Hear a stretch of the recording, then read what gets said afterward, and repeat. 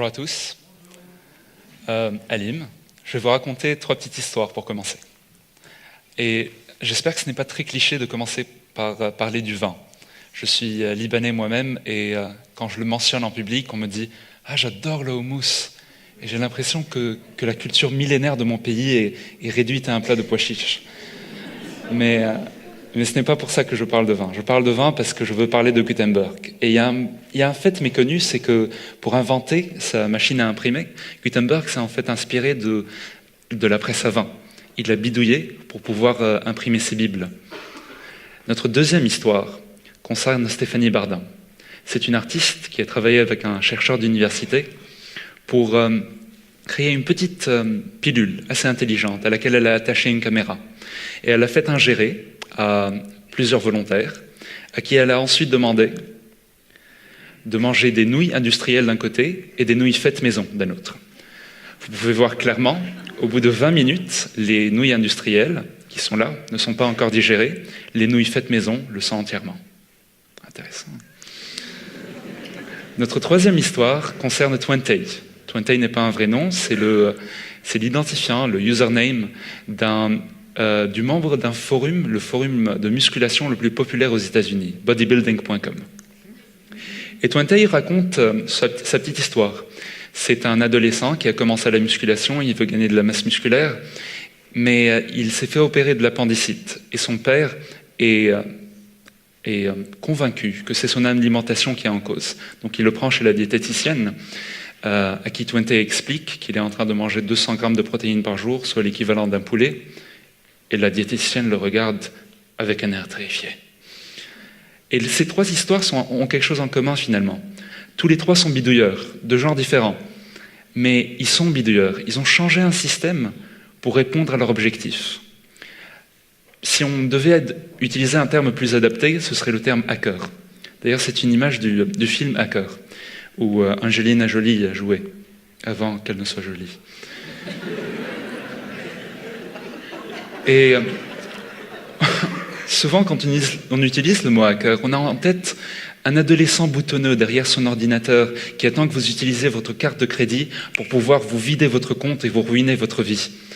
Mais c'est peut-être pour ça d'ailleurs qu'on associe les hackers avec les punks, qui refusent l'ordre établi et les institutions, le statu quo sont contre les grandes firmes. Mais même d'ailleurs, le livre de référence à propos du biohacking, mon sujet du jour, s'appelle Biopunk. Mais au fond, hacker, ce n'est pas ça.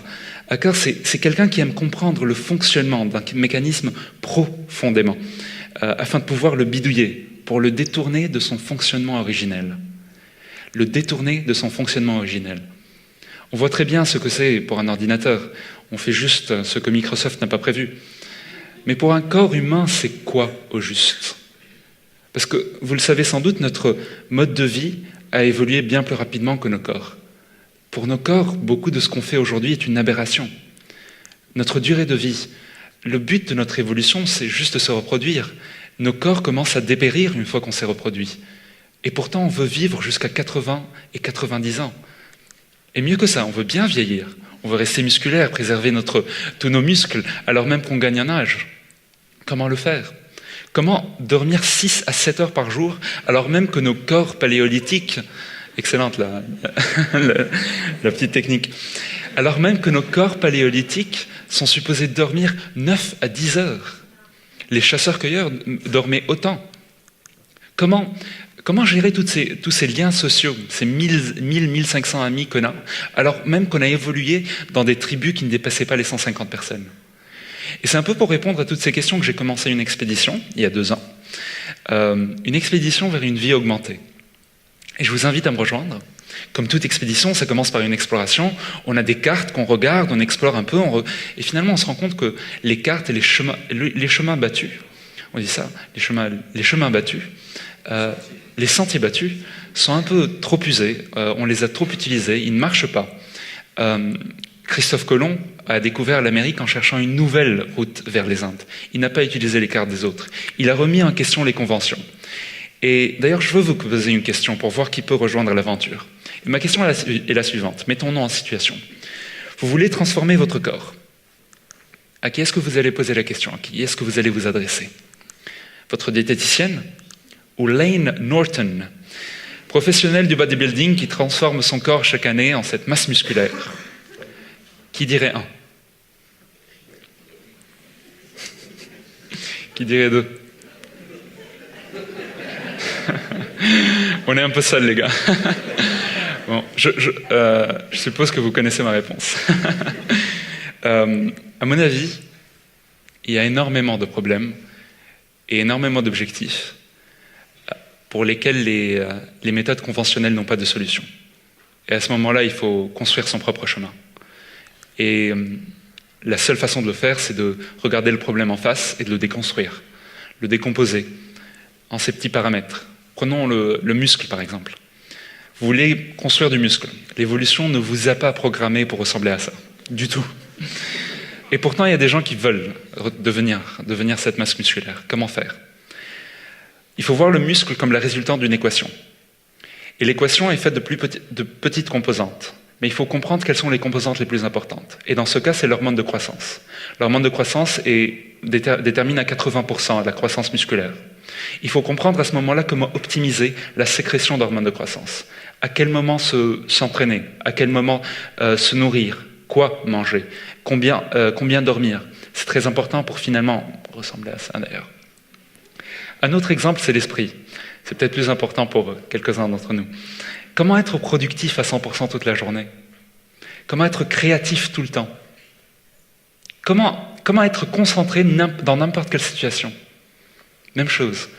Une équation, et idéalement, vous n'auriez pas faim toute la journée, vous n'auriez pas des maux de tête, et surtout, pas de coups de barre dans l'après-midi. Donc, pour commencer à déconstruire ces systèmes, les comprendre en profondeur, on a des solutions qui arrivent. Pour les comprendre en profondeur, il ne faut surtout pas aller sur les blogs généralistes, donc Doctissimo, tralala. Plutôt les papiers de recherche. Il faut aller à la source même, lire ce que les médecins sont en train de tester, voir les expériences, les disséquer. Et une fois que cette dissection est faite, il faut reconstruire. Il faut appuyer sur les bons leviers. Timothy Ferriss a transformé son corps, a optimisé sa sécrétion d'hormones de croissance en 30 jours avec 4 heures d'entraînement. Cess Roberts, neuropsychologue, a augmenté sa performance mentale en résolvant il a mesuré en résolvant des problèmes mathématiques chaque matin, en mangeant une demi-motte de beurre chaque matin, donc environ 100 à 150 grammes de beurre. Et Dave Asprey, millionnaire américain qui a dépensé $250 000 pour hacker son corps et pour augmenter son QI de 20 points. Et tous ces exemples, c'est un peu ce qui nous mène à notre deuxième point, l'expérimentation. Une fois que vous avez la carte, que vous avez construite vous-même, vous pouvez vous lancer. Vous choisissez votre trajectoire et vous êtes sur la route. Et vous avez plein de matelots à bord. Vous n'êtes pas seul. Il y a les citoyens scientifiques, je viens de parler de 3 d'entre eux, mais il y a aussi des forums spécialisés cette fois, où les gens font leurs devoirs, où on lit les papiers de recherche, on les discute, et on essaie de prendre nos savoirs un peu plus loin. Il y a aussi les cobayes volontaires,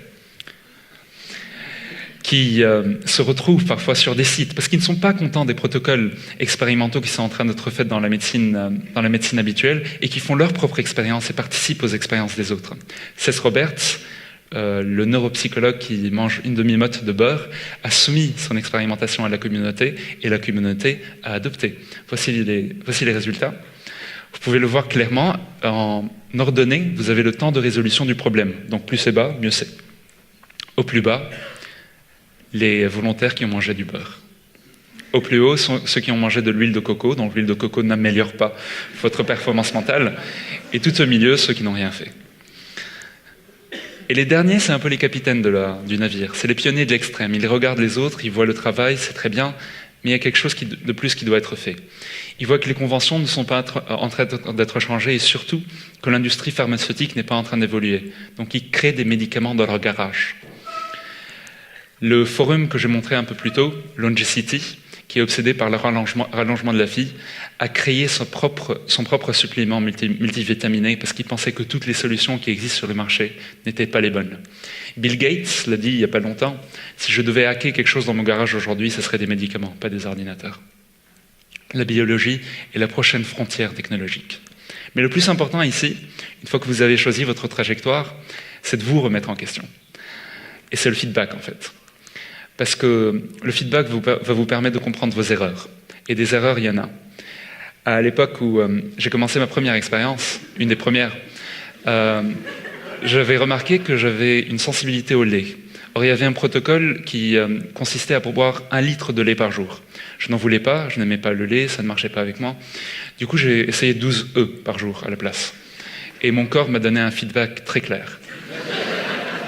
Ma deuxième expérience, mes autres expériences, ont inclus énormément de suppléments, à vrai dire. 37 suppléments qui, en les regardant, c'est autant de souvenirs, en fait. Phytargo, glutamine, je me rappelle quelle était la réaction de mon corps, quel était le protocole chaque journée, comment j'arrêtais pour une semaine et reprenais une semaine pour voir les effets. Et c'est autant de leçons. J'ai appris que les données, la collecte de données est cruciale. Des notes, des photos, des gadgets, des examens sanguins, tout ce que vous pouvez faire pour être sûr que vous êtes sur la bonne trajectoire. La semaine où j'ai essayé le café au beurre, du café avec 3 cuillères de beurre, autour de 50 grammes. Bien sûr, j'avais déjà une balance qui mesurait mon taux de gras et la masse de muscles que j'ai dans mon corps. Ça a aidé, mais le plus intéressant, c'était les notes frénétiques que je prenais à côté. Cette semaine a été incroyable parce que je n'avais pas de coup de barre dans l'après-midi. J'avais remplacé mon petit déjeuner de céréales pas de céréales. J'avais sauté le petit déjeuner pour le remplacer par du beurre et du café. Et c'est incroyable parce qu'à la place de ce pic que les gens qui prennent des céréales ont normalement, vous avez plutôt une énergie complètement stable pendant la journée et pas faim jusqu'à 4 heures de l'après-midi. Une autre expérience où j'ai eu besoin de ma balance, c'est mes 5 jours de jeûne. 5 jours sans rien manger, c'est pas tellement rare, on le voit dans plein de religions, et au fond ça a de l'utilité pour notre corps. N'importe quel diététicien vous dirait « Ne faites pas ça, si vous faites ça vous allez perdre tous vos muscles ». J'ai préservé mes muscles grâce aux bons suppléments, mes 0 calories, et j'ai diminué mon taux de gras. Et l'idée ici, c'est que ce qui est vraiment incroyable, le premier et le deuxième jour, c'est l'enfer.